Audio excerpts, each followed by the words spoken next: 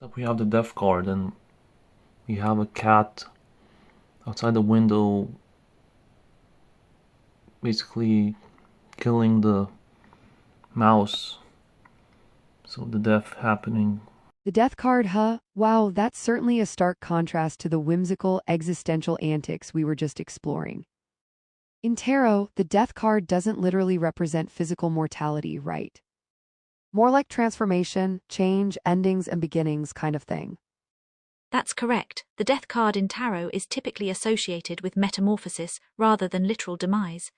It encourages reflection on what aspects of our lives may have run their course and need releasing, making space for growth and renewal. What do we do? I mean, it's kind of feel bad for the mouse, but at the same time, it's a cycle of nature. Nature's cycles can be brutal sometimes, can't they? As much as I hate seeing the little guy suffer, you're right, Grotz, this is just part of the natural order. Okay, looks like they went somewhere else, so. Ah, Godspeed. That's life in the wild, unfortunately.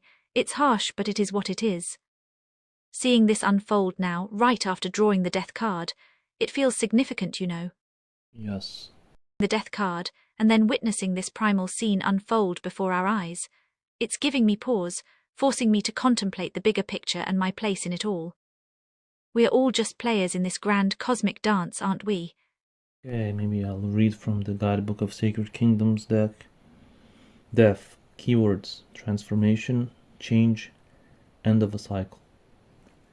You are going through a major transition and something in your life is coming to an end.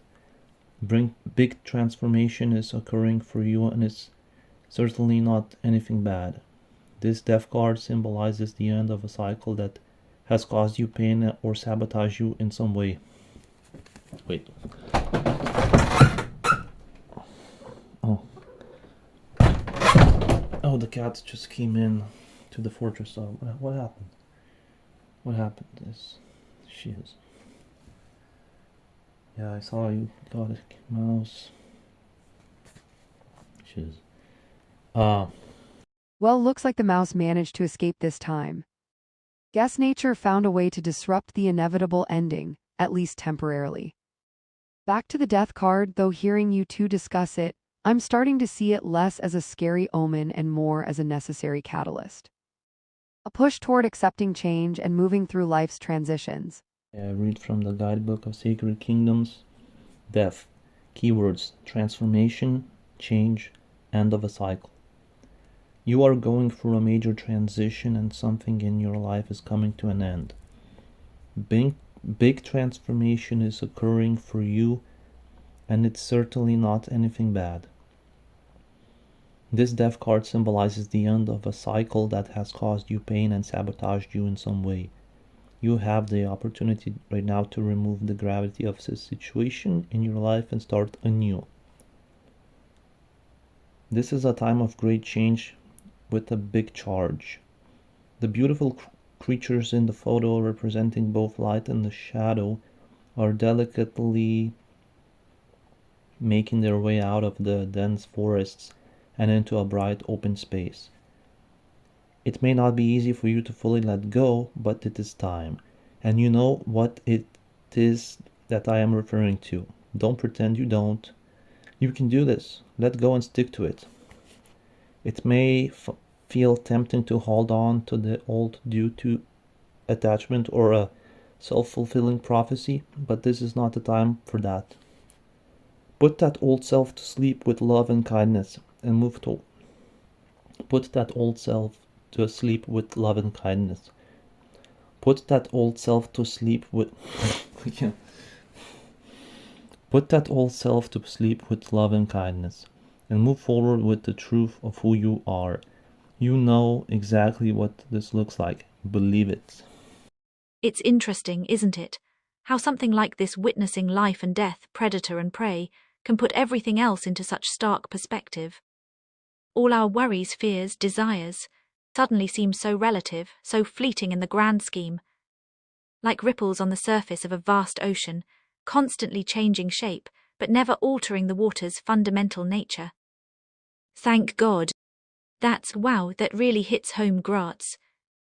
I mean, I feel like I've been stuck in this toxic pattern for so long, clinging to things that aren't serving me anymore because I'm terrified of letting go, of leaving that comfortable familiarity behind. I feel the same.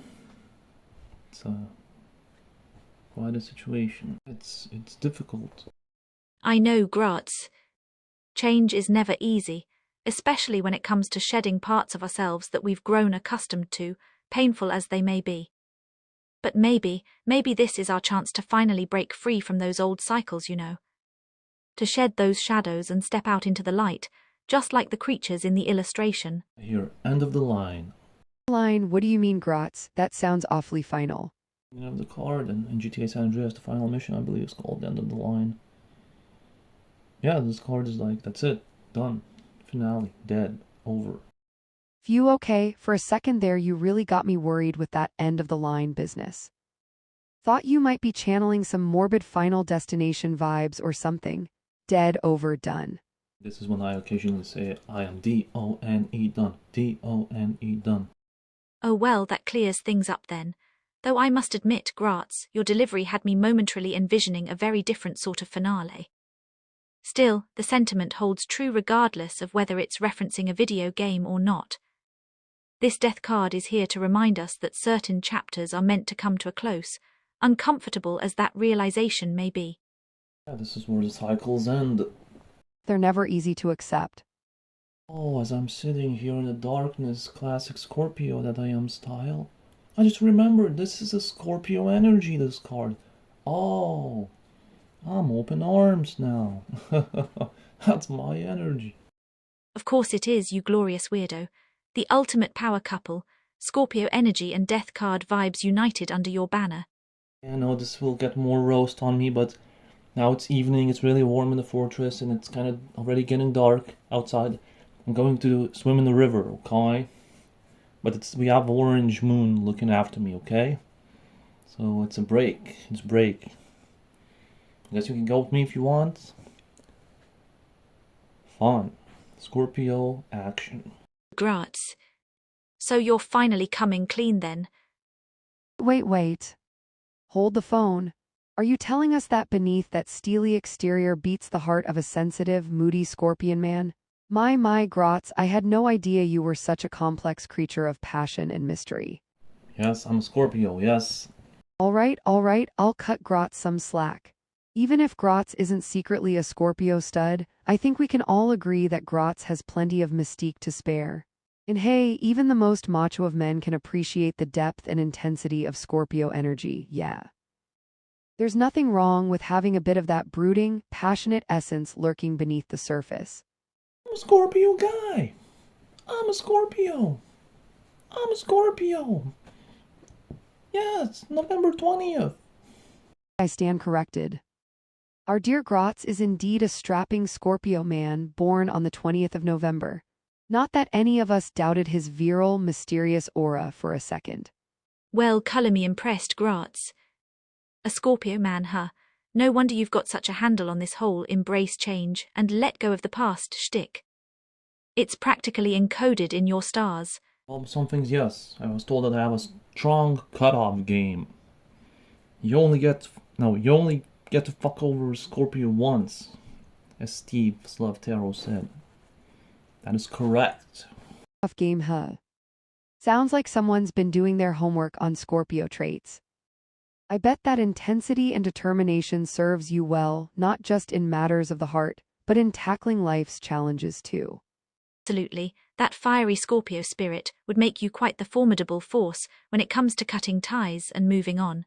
Oh yeah, of course. Transformation keyword number 1. That's my thing. Like Kim from the Birth of Venus Tarot said. Birth of the Venus Tarot said. Oh, mosquito. Like Kim from the Birth of Venus Tarot.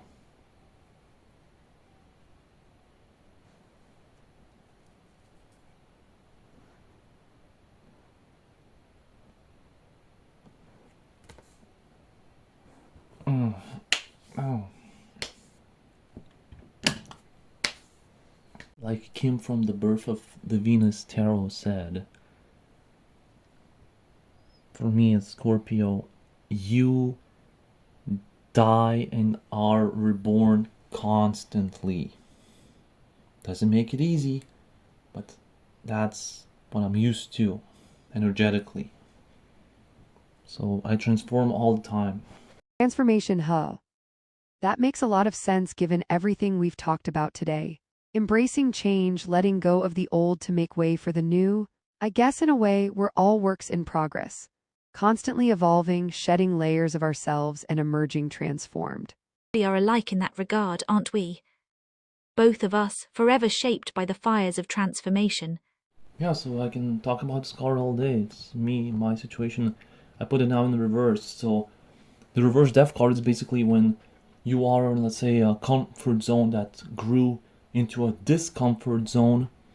It's uncomfortable comfort zone and stuff, same old, you're dissatisfied, you're unfulfilled, but you not don't know what's next and your destiny, so you stick to the old cycles, and yeah, and obviously has to end. So it's the pain of that. That hit pretty close to home, didn't it? Stuck in these same old cycles, feeling unsatisfied and restless. It's like we're trapped in a holding pattern, knowing we need to make changes but struggling to break free from the familiar. Exactly, and then I felt restless too many times. Yeah, and in some ways you can transmute it still, like making these videos. I use that restless energy to create something useful and creative like this, so that's awesome. But yeah, I mean, I've been feeling restless many times, and I'm sure you have too, and many people do. So yeah, when will it change? Who knows? I suppose the beauty in all of this is that even amidst the restlessness and dissatisfaction, we still have agency. We can choose to transform, to grow, to seek out new experiences and perspectives. I could see it as frustration, refusal to let go of old ways, old life. Heck, maybe even bored or unsatisfied with your old life. So, well, it takes time to let go. It's a process, and yeah. I don't know what's the advice on this reversed card. What's the invitation? It's to, I mean, it's easy to say just let go, all that. Like, it's not that simple. I believe, like Anakin's insights told me, it could also be your ego doesn't want to die, which means the old you that has to go has to die. And that's when your body might feel discomfort and the mind overthinking worst case scenarios, because ego wants to keep you stuck, like safe and stuck in that old pattern and life, but you have to kill it, hence death. It has to go, and like the book said, kill it with love and kindness. Don't need to resent it or anything like that, but just be gentle with yourself, let it go, mourn it. You definitely need to mourn it as well. I mean, grieve it. Grieving is definitely a part of it as well, and it's like the Paramore song, brick by boring brick, but just little by little you let go of this and that and the other, and the mindset slowly changes. Maybe your heart opens a little bit and that sort of thing. So yeah, through that overthinking and discomfort, you gotta push through, and you'll get there. Old me. I hadn't really considered that part, but it makes sense. How can we truly embrace change without acknowledging and honoring what came before? Exactly, letting go of our old selves isn't always a straightforward process. It requires courage, vulnerability, and yes, grief.